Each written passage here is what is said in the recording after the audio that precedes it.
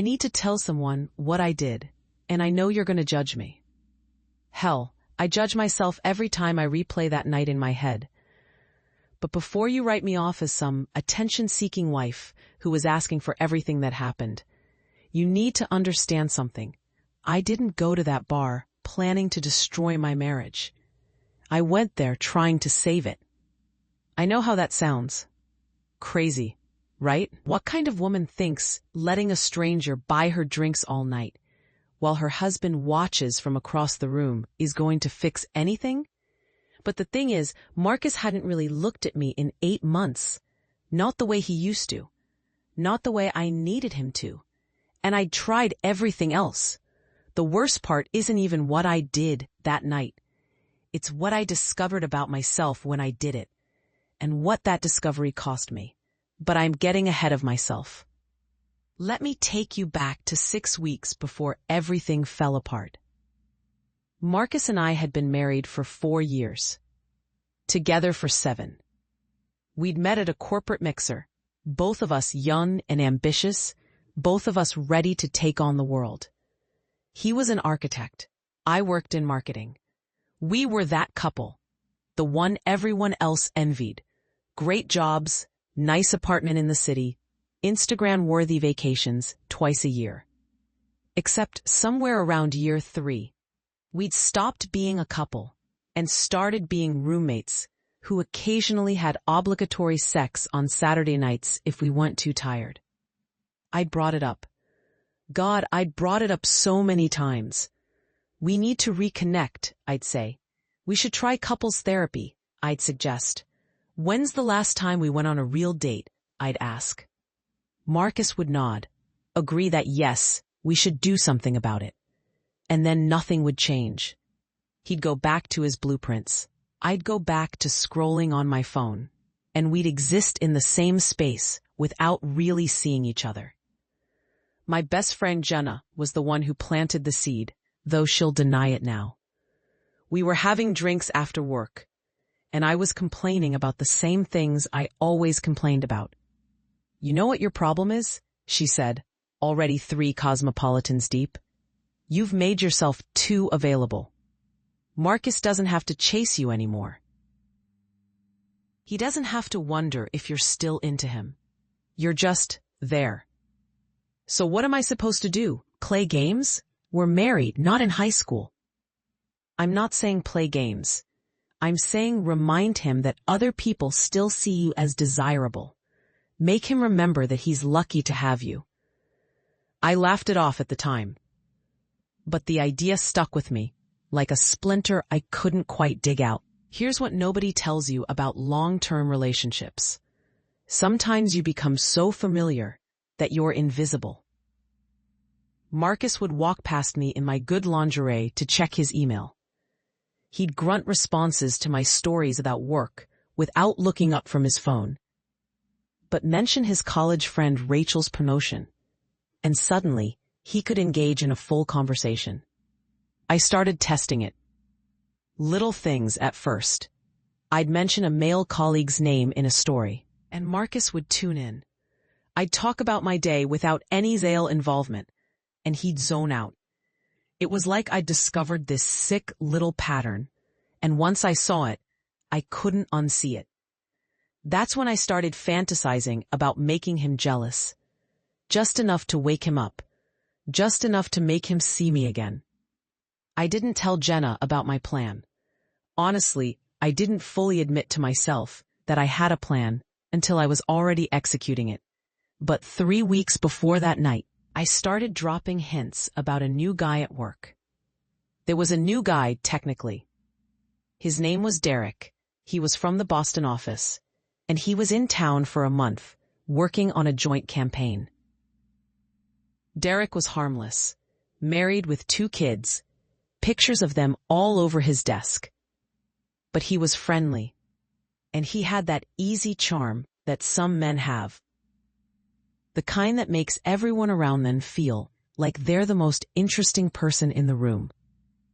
I started mentioning Derek to Marcus. How funny Derek was. How Derek appreciated my ideas in meetings. how Derek and I were grabbing lunch to discuss the campaign. And Marcus noticed. For the first time in months, he actually looked at me when I talked. His jaw would tighten just slightly when I said Derek's name. He started asking more questions about my day, about my projects, about who I was working with. It felt good, God help me, it felt so good to be seen again. So I kept going. I bought new work clothes, got my hair done, started wearing makeup again, even on days when I didn't have important meetings. And Marcus noticed all of it. He started kissing me goodbye in the mornings again. He'd text me during the day. We had sex twice in 1 week, and it actually felt like he wanted me, not like he was just checking a box on his husband duties list. I convinced myself I was fixing things, that this was what we'd needed all along. A little spark, a little uncertainty to reignite the flame. Then Derek invited a bunch of us from the campaign team to happy hour at this upscale bar downtown. It was a Thursday night. I mentioned it to Marcus casually that morning. Derek's taking the team out for drinks tonight to celebrate finishing the first phase of the campaign. Marcus looked up from his coffee. Derek, huh? You've been spending a lot of time with this guy. Work. He was quiet for a moment. Which bar? I told him Hendrix on Fifth. I didn't think anything of it. I should have known something was off when Marcus texted me at 4 that afternoon, saying he was going to grab drinks with some colleagues too. Marcus never went out on weeknights. He was always too tired, too busy, too whatever. But I was getting ready for happy hour, and I was excited. I'd bought a new dress over lunch. Nothing inappropriate, but still, something that made me feel good. Just something that fit well and made me feel confident. I took extra time with my makeup. I wanted to look good. I told myself it was just professional pride, but that was another lie in a growing pile of them. The team got to Hendrix around 6.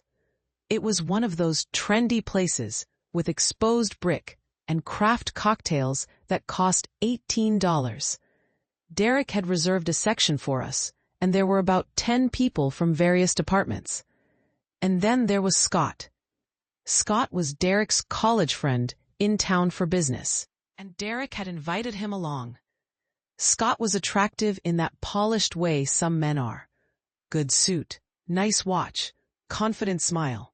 He was in finance, recently divorced, staying at the Marriott down the street. Derek introduced us, and Scott's attention landed on me immediately.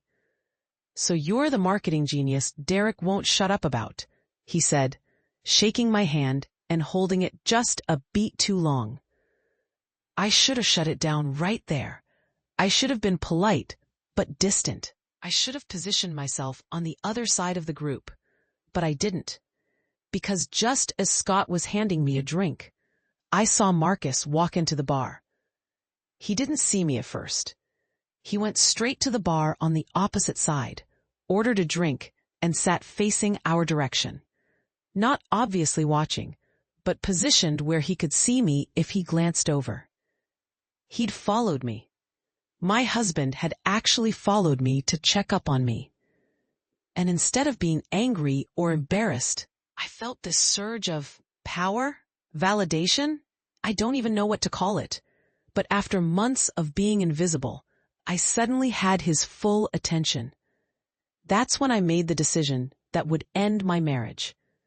I decided to let the night play out, to see what would happen, to see if Marcus cared enough to do something about it. Scott bought the first round, then the second. He was charming and attentive, asking about my work, my interests, my thoughts on everything, from marketing trends to the best restaurants in the city. He stood close, but not inappropriately so. He touched my arm when he laughed at my jokes, his hand lingering just long enough to make it clear he was interested. And I let him. I laughed at his stories, I touched his arm back. I maintained eye contact just a little too long to be purely professional. Every 15 minutes or so, I'd glance across the bar. Marcus was still there, nursing the same drink, his knuckles white around the glass. Derek and the rest of the team started filtering out around 8. Work the next day, kids to get home to, plans with partners. Derek asked if I was heading out too. I think I'll stay for one more, I said, not looking at Marcus, but knowing he was watching. It's nice to unwind a bit. Derek raised an eyebrow but didn't comment. He clapped Scott on the shoulder and left. And then it was just Scott and me, and Marcus across the bar, pretending he wasn't watching my every move. Another drink? Scott asked. Sure, I said. Round 3 became round 4. Scott moved closer. The conversation got more personal. He told me about his divorce, how his wife had cheated, how he'd thrown himself into work to cope. I told him about my job, my ambitions, carefully edited versions of my life that didn't include the fact that my husband was 60 feet away watching me flirt with another man. Around 9:30, Scott put his hand on my lower back. You know, my hotel is just down the street, he said. They have an amazing rooftop bar, much better view than this place. Want to check it out? This was it, the moment where I had to decide who I was going to be. I looked at Scott. I looked at his hand on my back. I thought about how easy it would be to say yes, to keep pushing, to see how far I could take this before Marcus finally did something. Then I glanced across the bar. Marcus was standing now. His phone was in his hand, but he was staring directly at me. Our eyes met for the first time all night. His expression wasn't angry. It was broken. And in that moment, I realized what I'd done. This wasn't a game. This wasn't fixing anything. I'd used another man to torture my husband into paying attention to me. I'd weaponized his insecurity, his fear of losing me, to get what I wanted. I pulled away from Scott. I'm married, I said, the words feeling like ash in my mouth. I'm sorry, I shouldn't have. I need to go. Scott looked surprised, but recovered quickly. Hey, no worries. I had a great time talking with you. Here. He handed me his business card. If you're ever in Boston, or if things change. I took the card like an idiot. I don't know why. Maybe I wanted to keep one option open. Maybe I was so used to saying yes at that point that no didn't come naturally anymore. I grabbed my purse and headed for the door. Marcus was already gone. When I got home 20 minutes later, the apartment was dark. I found Marcus in our bedroom, still dressed, sitting on the edge of the bed with a folder in his lap. Marcus, I can explain. Can you? His voice was calm, too calm. Can you explain why you've been manufacturing a relationship with your coworker for weeks? Can you explain why you dressed up like you were going on a date? Can you explain why you let a stranger touch you, buy you drinks all night, while I sat there watching the woman I love pretend I don't exist? You followed me. Yes, I followed you, because my wife has been acting strange for weeks, talking constantly about some guy from work, getting all dressed up, and I knew, Natalie, I knew something was going on. I just needed to see it for myself. Nothing happened. I didn't sleep with him. I didn't even kiss him. Do you think that makes this better? Marcus stood up, and I saw his hands were shaking. You emotionally cheated on me. You used another man to get my attention, to manipulate me into caring again. Do you have any idea how fucked up that is? You stopped seeing me. The words burst out before I could stop them. You stopped caring, stopped trying, stopped everything. I've been begging you for months to notice me, to connect with me, and nothing worked. But the second I mentioned another man's name, suddenly you cared again. So this is my fault? I made you do this? No. Yes. I don't know. I was crying now. makeup probably running down my face. I just wanted you to want me again. I wanted to feel like I mattered to you. Marcus opened the folder. Inside were papers. Legal papers. I had these drawn up last week, he said quietly, when I realized what you were doing. When I saw how you looked at your phone every time his name came up. When I understood that you'd rather play games with a stranger than have an honest conversation with me about our marriage. Marcus, no, please. I'll stop. I'll never see Derek again. I'll quit my job. I'll do whatever. It's too late, Natalie. You know what the saddest part is? If you'd just talked to me, really talked to me about how you were feeling, I would have listened. I would have tried. But instead, you created this whole elaborate scenario to manipulate me. You made me jealous on purpose. You went out with another man, let him touch you, let him think he had a chance. All while I watched. I didn't know you'd be there. Yes, you did. You told me exactly where you'd be. You wanted me to see it. You wanted me to feel like I was losing you so I'd fight for you. Well, congratulations. It worked. You made me feel like I was losing my mind. And now you're losing me for real. He handed me the folder, divorce papers. Already signed on his end. You just need to sign and have them notarized. My lawyer will be in touch. Marcus, please, we can fix this. We can go to therapy. I don't want to fix this. His voice cracked. I don't want to spend the rest of my life wondering if you're creating drama to test me. I don't want to be married to someone who solves problems by making them worse. I'm done. He grabbed a bag I hadn't noticed by the closet, already packed. I'm staying at my brother's. Please don't contact me unless it's through the lawyers. And then he left. Just like that. 4 years of marriage, 7 years together, ended in one conversation. I stood there in our bedroom, divorce papers in my hands, mascara tears on my face, and I couldn't even process what had just happened. I called Jenna. She came over with wine and tissues and let me sob on her couch for 3 hours. I told her everything, expecting sympathy, expecting her to tell me Marcus was overreacting, that we could fix this. Instead, she was quiet for a long time. Nat, I love you, but what did you expect to happen? You played a really stupid game, and you won a really stupid prize. You're the one who told me to make him jealous. I told you to remind him you were desirable. I meant like, get dressed up for date night, flirt with him more, be less available for his every whim. I didn't mean manufacture a fake emotional affair and let a stranger grope you in public while your husband watched. He didn't grope me. His hand was on your back, Nat. Marcus sent me a photo.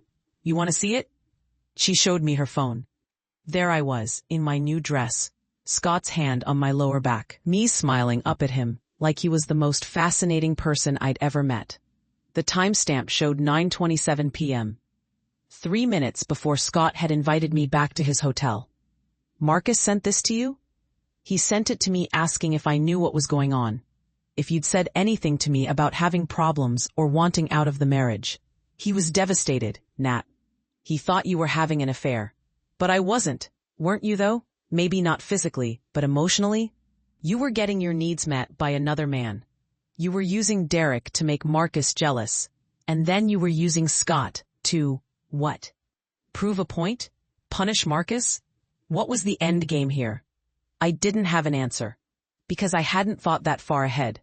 I'd been so focused on getting Marcus to see me again that I hadn't considered what would happen if my plan actually worked. The next few days were a blur. I couldn't eat, couldn't sleep, couldn't focus at work. I kept checking my phone, hoping Marcus would call, would text, would give me some sign that we could work through this. Nothing. Derek noticed I was off and asked if everything was okay. I told him I was dealing with some personal stuff. He was kind about it, told me to take the time I needed. He had no idea he'd been an unwitting pawn in the destruction of my marriage. I tried to reach out to Marcus 3 days after he left.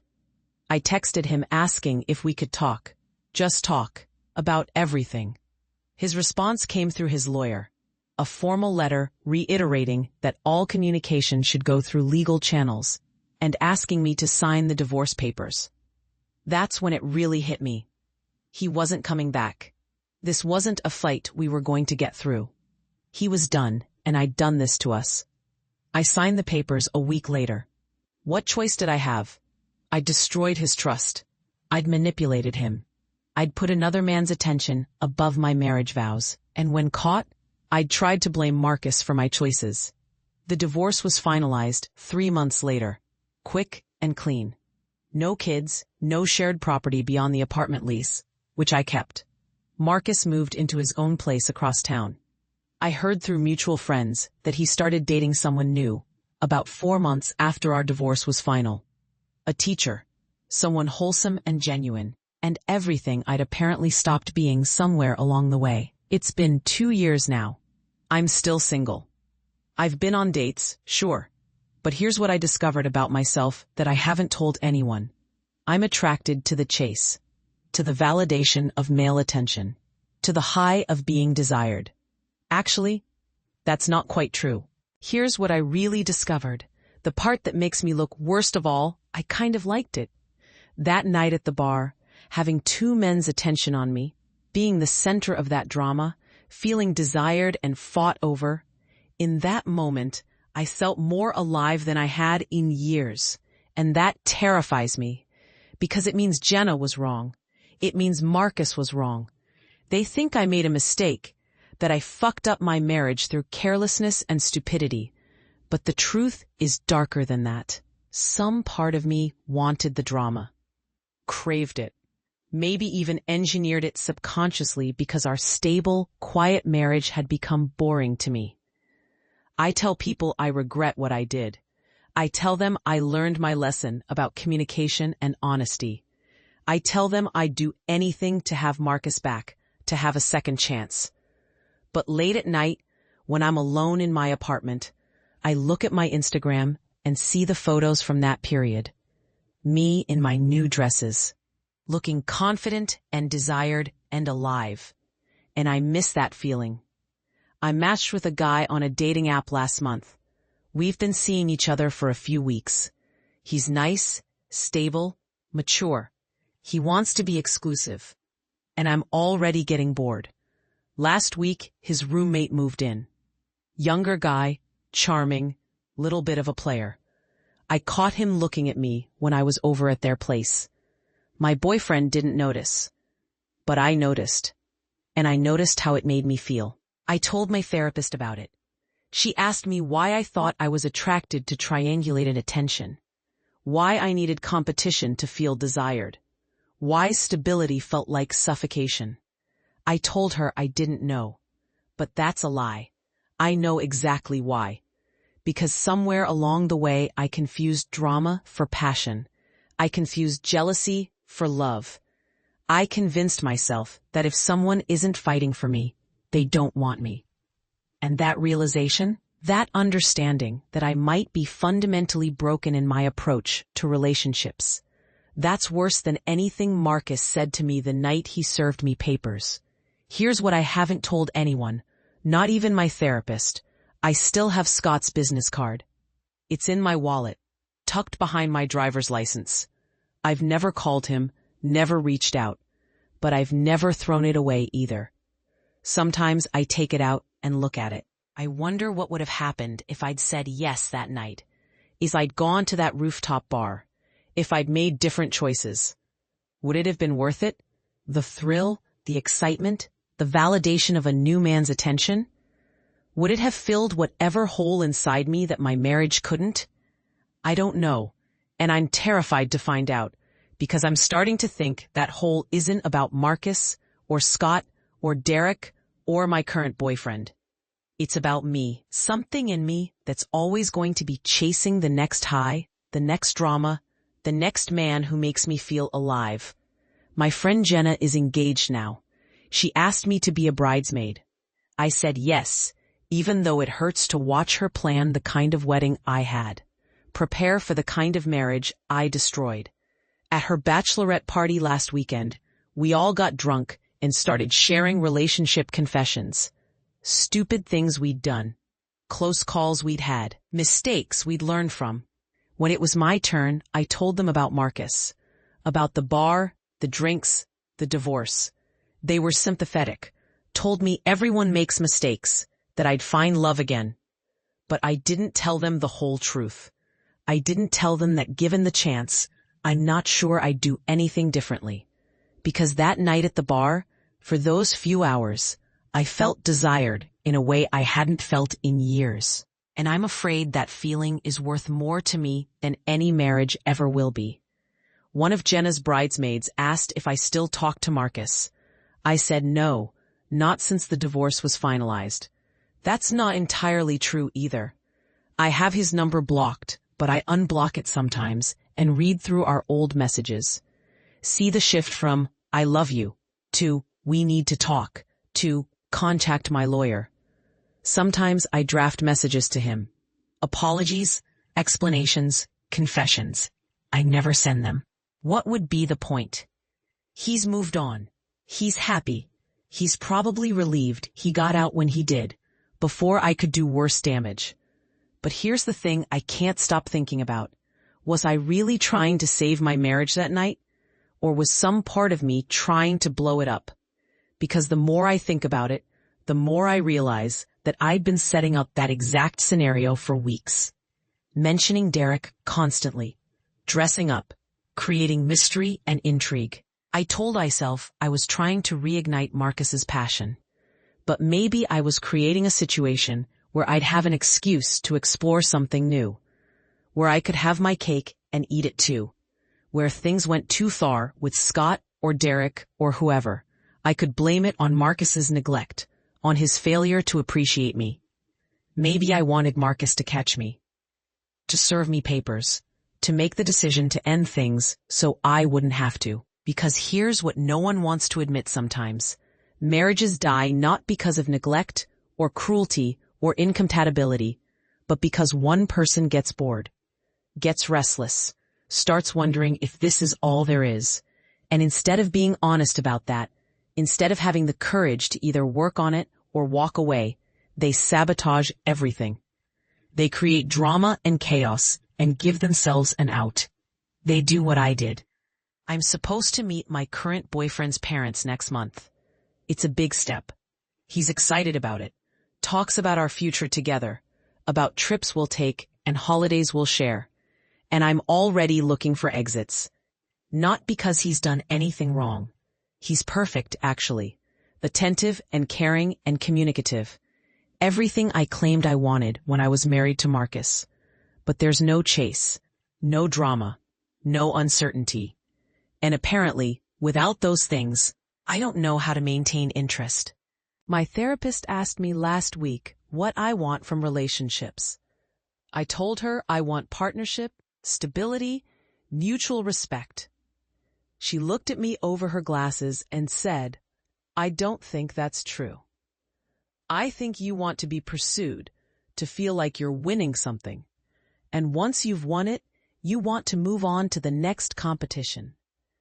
I laughed it off, told her she was wrong, that I'd learned from my marriage, that I was different now. But I thought about it all week, and she's right. I don't want a relationship. I want a conquest.